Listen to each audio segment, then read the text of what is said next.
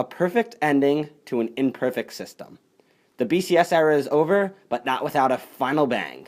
In one of the most highly anticipated and best played national championship games in years, Florida State topped Auburn 34-31, winning their first national championship since 1999 and their third overall, and snapping the SEC's reign of dominance on college football. I mean, you've seen Florida, LSU, Florida again, and Alabama multiple times. Then with Auburn and Cam Newton, Alabama again. You've just seen SEC dominance. It's good to see another program, another division kind of win the national championship, and I'm personally happy that Florida State won. Yeah, a terrific game. Probably the best national championship game we've seen since Texas and USC back in 2006. Almost Vince Young-esque type drive at the end there for Jameis Winston. Capped it off 6 for 7 on the final drive.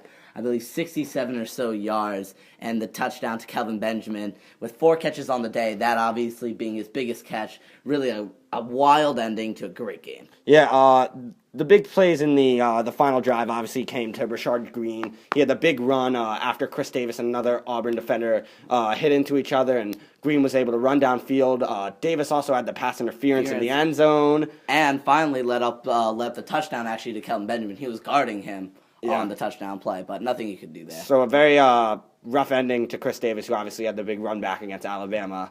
But he was not the main factor in the reason that Auburn lost. I mean, really, their offense could get nothing going in the second half. It was really a struggle. I mean, the only real offense they had was their second to last drive when they drove down the field, and Trey Mason had a terrific 37-yard run. Great blocking by the offensive line there, the right guard. But more interestingly in that play was the inefficiency of Florida State to actually tackle him. Yeah, I mean, Florida State was doing a great job up front. Jernigan, obviously a beast, number 8, just stopping everything. But on that play, I mean, the safeties just a little fatigue maybe have set in, high-paced offense, and it looked all bad for Florida State there. But then the big play to Green, and that busted it wide open. I would say that was the one thing Auburn did well. They were going so high tempo that Jernigan, for the most part, for most of the third quarter and the beginning of the fourth, wasn't really a factor as he was constantly going out. He couldn't handle really the speed of Auburn's high tempo offense. Yeah, and I mean, I think what made this game so great was the fast pace and the high scoring at the end of the game. I mean, we have a 21-20 game with 4:42 left. We get an Auburn field goal. Obviously, the kick return back was huge, but Jameis struggling a little bit. Then we get the Auburn drive to come down to score a touchdown, and then Jameis leads the drive with 1 minute, 15 seconds left, and Florida State comes away national champion. Mm-hmm. Also, one highlight was Nick Marshall's interception, a really bad throw. I mean, the game was kind of in a stalemate. No one really... I mean, Florida State couldn't really get anything going, and after that, they got their first touchdown, which actually made the game 20-21.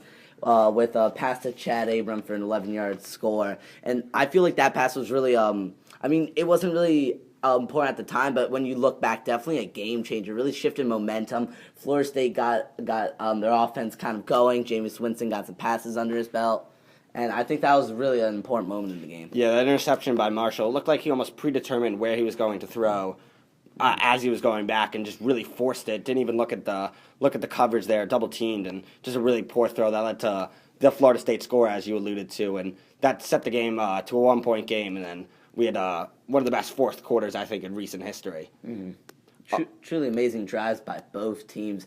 I mean, in the last, 2 minutes, barely any offense getting going. I mean, the defense has played so well. But in the last 2 drives, just amazing plays by Nick Marshall and obviously by famous Jameis in the end, showing his Heisman off and just capping it off with a great career. Yeah, I mean, it's unfortunate to see the Auburn defense surrender so many points at the end of the game because really, I mean, they did a great job preparing all game. Jameis really struggled the whole afternoon. I mean, aside from that big kick return, I mean, they only scored 2 touchdowns. Yeah, I mean, you assume and then the final drive. Yeah, I mean, you assume 34-31. I mean, it was some defense, but not a lot. But that really doesn't say a lot about the game. I mean, the defense was truly amazing. I mean, I expected Florida State and Auburn to go into maybe the 40s, maybe the 50s the way Florida State played. I mean, it looked like no one could stop Jameis. Obviously not a strong schedule, but still, Jameis has really been impeccable throughout the whole season. And give credit to Auburn's defense. They found a way to slow him down and just to put him out of his groove. Yeah, and I mean, that's the impressive part about Jameis. Almost like Andrew Luck in that game where Luck struggled and came back against the Chiefs. Jameis was very similar. I mean, Jimbo said that it was his best game of the year just because he struggled and then rebounded. I mean, he was having a tough time back there, and have the resiliency and the fight to be able to come down in that last drive and lead the team all the way down on an 80-yard drive in under a minute. I mean, a little more than a minute. I mean, that just shows the leadership and why he won the Heisman Trophy. It was a classic Jameis Winston performance. I mean, you've never really seen Florida State come back, but I mean, once you're down, it really shows the team's true resilience and their real passion to win. And I truly think Florida State deserves to win that game. I mean, they really put it all on the line there. Amazing defense. I mean, Trey Mason, although he did have 34 carries for 195 yards, Yeah. I mean, it's amazing by Trey, but still, the way they were able to kind of just negate their running game for the most part, they did obviously have their runs. I mean, Trey played amazing, but still, Florida State really stopped that running attack from getting too out of hand. Yeah, and I mean, we'd be hard-pressed to not mention the Florida State defense. In this high-powered Auburn attack, they did a really nice job. Maybe aside from that last drive where they had some poor tackling. I mean, Joyner had some great plays, Williams with the interception. I think Florida State did a great job in stalling that high-powered Auburn attack. Although they have 30 days to prepare, no one can prepare for this sort of read option that Gus Malzahn has created. I mean, with Nick Marshall has the ability to run the ball, and Trey Mason. I mean, Nick Marshall himself had 45 yards on the ground and a touchdown. He played very well. I mean, it's a tough running attack to stop. And like we said, with 30 days to prepare, I don't care how much time you have to prepare for both these offenses. Both defenses really step up to the plate and played well. Yeah, and I think that overall it's a very team-oriented win from Florida State. I mean, Jameis struggled, and the team held us back. They got a bunch of their field goal kicker, obviously, had a bunch of nice kicks, and it was a team effort in order to give themselves their national championship. So, from Corytellallsports, over and out. Peace.